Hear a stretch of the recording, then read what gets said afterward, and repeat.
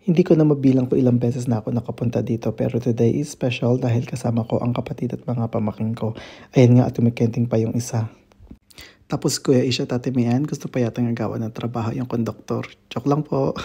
Wala naman nakapagsabi sa amin na tour guide na pala si Santa Claus. Sana nakapagdala man lang kami ng queso de pola at hamon. But in fairness, he knows what he's talking about. Ang galing. Alam nyo ba na ang cheetah ang fastest land animal on Earth at meron silang 2,000 plus na spots na ginagamit nila pag disguise or camouflage?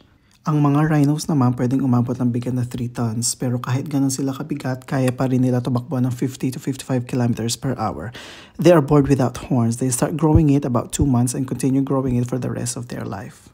Sabi ng mga biologists, meerkats are immune to venom. Kaya nila makipaglaban sa mga makamandag na ahas kagaya ng cobras at rattlesnakes.